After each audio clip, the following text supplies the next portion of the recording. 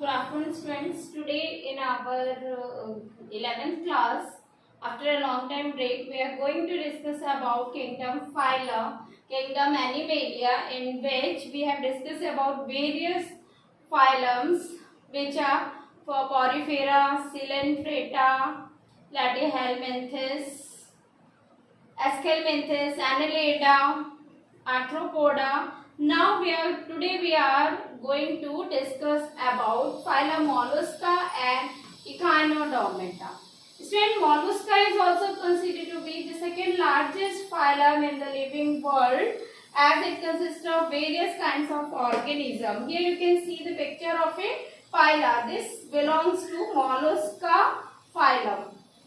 You all are familiar with the structure of this phyla. It is also called as snail in our common language, which is generally found in the seashore or the bank of the river. So because of this, the habitat of this mollusca is aquatic, which is marine as well as freshwater both, and it is also found on terrestrial places.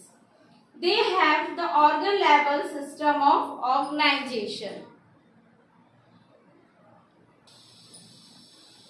Means that they have the different types of organ system inside their body. Now, as per their body design, they are showing bilateral symmetry inside them, in which two equal half, the body is divided into two equal half, left hand side is equal to right hand side. And it is made up of three layers, so it is called to be triploblastic, and have the presence of true cavity inside them, so it is coelomatic in nature. Their body is unsegmented. They don't have any kind of segments like arthropods or annelids. So they are unsegmented body with head region, muscular foot and visceral hump. This is the visceral hump structure. Students, they have a very fine and very soft kind of structure, which is spongy layer of skin. It is present in the mantle over the visceral hump.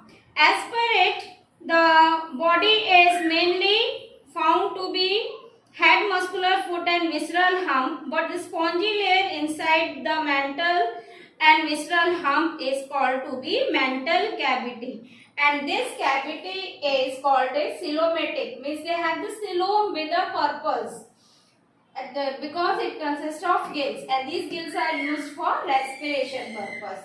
Now they have a mouth for feeding and rasping the food, that is called as radula. So it is also a very characteristic, important characteristic identifying feature of these phylum mollusca, that they have the presence of radula inside them. They have tentacles for giving response to the stimuli. They are dioecious. Dioecious means that their bodies is showing sexual dimorphism. They are having different kinds of male and female. They are oviparous. They give eggs. They lay eggs, and the baby development is also indirect, passes through the different stages. We can see that other examples of this phylum mollusca as loligo, which is also called to be squid, pink tada, which is called to be oyster, helps in giving sericulture or pearl culture, octopus, which is called to be devil fish, and it is also called to be sepia, which is known as cuttlefish. So these all are the examples of phylum mollusca. Now let's discuss about the phylum Echinodermata. As the name Echinodermata is there, echinus means spiny body and dermata means skin. So these are the having organism which have spiny kind of structure on their skin. We can see the picture of Astrea. This is called as starfish. So starfish are of Echinodermata phylum. These organisms are exclusively marine. They are found only in marine water, ocean and sea. And they have the presence of endoskeleton, that is made up of calcareous ossicles. Student, calcareous means that it is made up of calcium carbonate structure and ossicles means small bony-like structures. So these small bony-like structures are present inside their body. So they are endoskeleton. They don't have any big bone. They have a ossicles present inside them. Their spiny body with organ system level organization. They have the presence of organ system, as they have the digestive system inside them, water vascular system inside them. So they are exhibiting organ system level organization. Their larvae, if we the body symmetry, the larvae stage of these echinoderms are showing bilateral symmetry body design. Whereas when they become adult, they show radial symmetry. You can see the picture of this starfish. It is showing radial symmetry. The digestive system is complete. They have the presence of mouth on the dorsal side and the ventral side with the anus. They have the presence of water vascular system, which help them in transportation, which help them in locomotion and capturing of food also.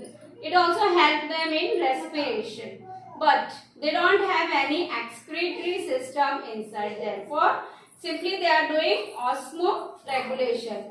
They are doing sexual reproduction and external fertilization. Means that they lay their reproductive gametes in the water, and the babies are developed by indirect development, as they have the larvae stage, egg stage, larvae stage, and then the adult stage. The various animals belonging to this are echinus, which is also called to be sea urchin, sea cucumber, Houlothoria.